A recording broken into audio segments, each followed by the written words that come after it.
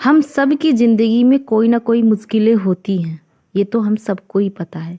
लेकिन हम उस मुश्किलों को लेके बैठ जाएं और ये सोचें कि हमसे नहीं होगा, तो ये ऐसा नहीं हो सकता। हमें उस मुश्किलों से बाहर आना पड़ेगा। बिना संघर्ष के हमें मंजिल नहीं मिल सकती। बिना संघर्ष के हमें हमारे सपने पूरे नहीं हो सकते। इस ज़िंदगी में कुछ भी असंभव नहीं है। असंभव के पीछे ही संभव होता है। असंभव में ही संभव छिपा होता है।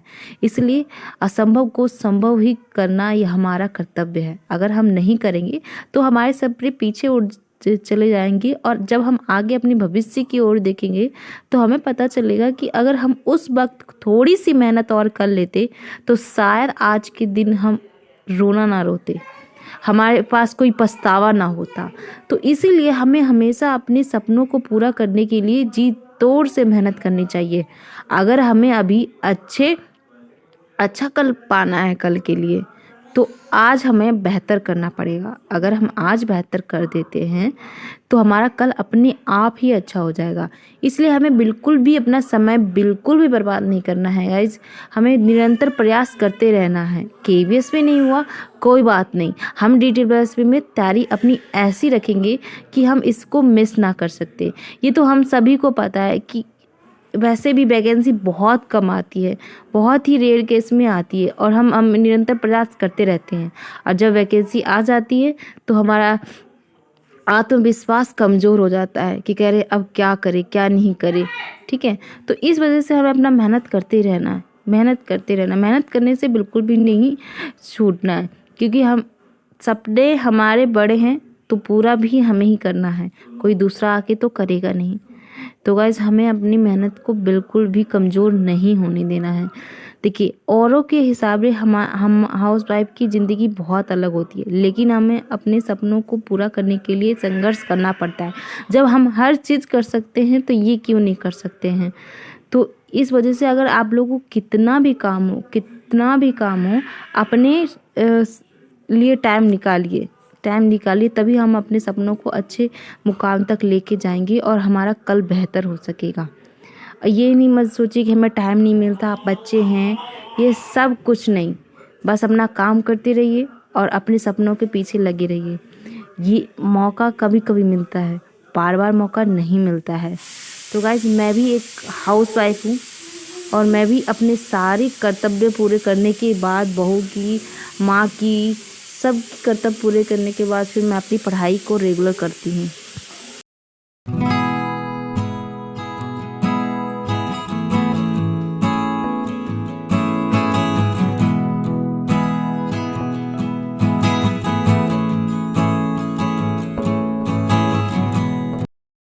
तो फ्रेंड्स, मैं सबसे पहले आप लोग को ये बता दूं कि मैं DTPSP की प्रिपरेशन कर रही हूं, और DTPSP प्रिपरेशन करने के लिए मैंने सचिन सर का जो है बैच लिया है, और मैं उसी से प्रिपरेशन कर रही हूँ। फ़िलहाल अभी मैं जो है पैडालॉजी कर रही हूँ, और ये सुबह का टाइम है।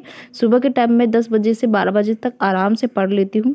और ये मेरा माधव अभी उठ गया है, अभी वो 12 बज रहे हैं। मैंने 10 बजे से 12 तक अपनी कंटिन्यूस पढ़ाई कर ली है। अभी फ़िलहाल मैं पैडालॉजी सब्जेक्ट पढ़ रही हूँ। तो फ्रेंड्स, मैं यहाँ पे DTPSC की प्रिपरेशन मैं अपनी सेल्फ स्टडी से ही करना चाह रही थी, लेकिन मेरे जो है पैडालॉजी सब्जेक्ट के लिए मुझे ये बैच लेना पड़ा, क्योंकि NIOS पढ़ना मेरे लिए बहुत ज़्यादा डिफ़िकल्ट हो गया था। मुझे कुछ समझ में नहीं आ रहा था थ्योरी वाइज। वैसे तो बुक मेरे पास है, लेकिन मैं उससे पढ़ नहीं पा रही थी। और सचिन सर से पहले ही मैंने CTET का जो पढ़ रखा है, तो उनकी लैंग्वेज मुझे बहुत ज़्यादा अच्छे से समझ में आ जाती है। इस वजह से मैंने DTPSC की प्रिपरेशन करने के लिए उनका बैच लिया है। तो गाइज यहाँ पे देखिए, मैं जब पैडालॉजी पढ़ रही थी तो माधव उठ गया था, तो वो भी मेरे साथ मतलब पढ़ने लग जाता है, और इस तरह से मुझे तंग कर रहा था। तो फ्रेंड्स, मैंने अभी सुबह की पढ़ाई कर ली है। अभी मुझे को बहुत ज़्यादा तगड़ी नींद आ रही थी, क्योंकि आपको पता ही गर्मी का मौसम आ गया है और दोपहर में सब सो जाते हैं, तो मुझे भी बहुत ज़्यादा नींद आ रही थी। लेकिन नहीं, फिर मैंने कहा कि नहीं, अभी मैं सो जाऊंगी तो फिर मेरा जो आज का टास्क है वो पूरा कंप्लीट नहीं होगा। तो ये सब मतलब सो रहे हैं और मैं जगी हुई हूँ। अभी मैं बैठ के अभी अपना ये नोट्स प्रिपेयर कर रही थी, और मैं अभी नोट्स ही बना रही थी। तो फिर अब मुझे जाना है लंच वगैरह बनाने के लिए, तो मैं अभी किचन में जा रही हूँ। अभी मैं यहाँ पे मैं आप लोग को बता दूं, मैंने सचिन एकेडमी का मैंने ऐप लिया है, बैच परचेस किया है। तो उसी में से मैं आज पेडालॉजी NIOS जो होता है उसी की मैं अभी जो नोट्स वगैरह होते हैं PDF जो सर प्रोवाइड करवाते हैं उसी के मैं अभी नोट्स बना रही थी, ताकि मैं बाद में उसे रिवीजन कर सकूं। क्योंकि मोबाइल से ज़्यादातर हम पढ़ नहीं सकते, आप लोगों को पता ही है कि आंखों पे जोर पड़ने लगता है। तो इस वजह से मैं अपना नोट्स बना ले रही हूँ, ताकि फिर रिवीजन के टाइम आ सके तो फिर मैं उस वक्त अपना रिवीजन कर सकूँ। तो गाइस मैं अभी जा रही हूँ किचन में, और उसके बाद फिर हम प्रिपरेशन करते हैं, पढ़ाई करने के लिए बैठ जाती हूँ। तो चलिए। तो फ्रेंड्स यहाँ पे मैंने ये NIOS की पूरी पैडालॉजी की मैंने नोट्स बनाई है। अभी पूरी पैडालॉजी की नहीं बनाई है क्योंकि मैंने सचिन एकेडमी का बैच लिया है, सचिन सर का। तो उन्होंने जो पढ़ाते हैं मैंने वही मैंने यहाँ पे नोट डाउन किया है, और मैं इसके पेपर के टाइम फिर मेरा रिवीजन इसी से होने वाला है। मैं सोची आप लोग को PDF भी दिखाऊं, लेकिन वहाँ पे PDF कैप्चर नहीं हो रहा था, प्राइवेसी में था, तो इस वजह से मैं नहीं दिखा पाई। तो इस वजह से मैंने जो नोट्स बनाए थे मैंने सोचा आप लोग को वही दिखा दूँ। तो अगर आप लोगों को ये चाहिए, नोट्स वगैरह चाहिए, आप लोगों को ज़रूरत है, तो आप लोग बताइएगा, मैं आप लोग के साथ ये शेयर करूँगी, और आप लोगों को भी थोड़ी हेल्प हो जाएगी जो अगर आप लोगों ने कोचिंग नहीं लिया है, ऐप पे बैच नहीं लिया है तो गाइस यहाँ पढ़ाई करने के बाद फिर मैं अपना किचन में दोपहर का काम करने के लिए आ गई थी, क्योंकि दोपहर के समय अपना लंच वंच बनाना पड़ता है मुझे। तो फिर हम यहाँ पे साफ़ सफाई करने आ गई थी, किचन पूरा फैला हुआ था बुरी तरह से। तो फिर मैंने सोचा पहले समेट देती हूँ, उसके बाद फिर मैं खाना वगैरह बनाऊँगी।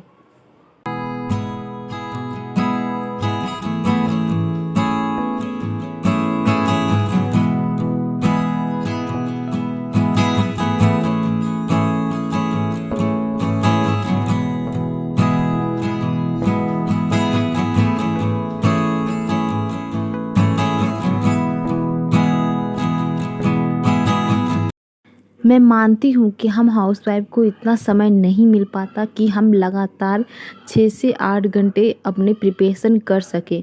लेकिन गाइज़ अगर हम थोड़ा थोड़ा भी समय निकालेंगे ना औरों के मुकाबले, तो फिर हम कम्पिटिटिव में आ सकते हैं, हमारे अच्छे मार्क्स गेन हो सकते हैं। आप ही देखिए टीचर्स में कितने सारे महिलाएं भर्ती होती हैं, तो वो किस तरह से अपना टाइम मैनेज करती होंगी। तो अभी हमें भी वही करना है। तो गाइस यहाँ पे देखिए शाम का समय हो गया था, शाम के 4 बज रहे थे, और सारा मुझे खाना वाना कंप्लीट करने के बाद फिर मैं इतना शाम के समय पढ़ने लग गई। गाइस मैं यहाँ पे आप लोगों को ये बता दूँ कि मेरी आँख में इतने दर्द हो रहे थे, मुझे ज़्यादा नींद आ रही थी, और मैं जब सो रही थी तो मुझे नींद भी नहीं आ रहा था। मैंने सोचा चलो अब मैं अपना टाइम वेस्ट ना करते हुए पढ़ाई ही कर लेती हूँ, क्योंकि पढ़ाई। तो फ्रेंड्स यहाँ पे मैं सोच लेती हूँ कि दिन में ही ज़्यादा से ज़्यादा पढ़ाई कर लूँ, क्योंकि दिन भर फिर मैं इतना थक जाती हूँ, उसके बाद फिर मुझे रात में लेट नाइट तक प्रिपरेशन नहीं हो पाता है। तो मैं रात को ना पढ़ते हुए दिन में ही मैं अपनी पढ़ाई इतनी कर लेती हूँ कि मुझे रात को पढ़ने की ज़रूरत ना पड़े। तो इस तरह से मैं अपने दिन में 5 से 6 घंटा आराम से निकाल लेती हूँ। अगर आप भी चाहो तो इस तरह से आप अपना टाइम मैनेज करके और इसे 5 से 6 घंटा आराम से निकाल सकते हो।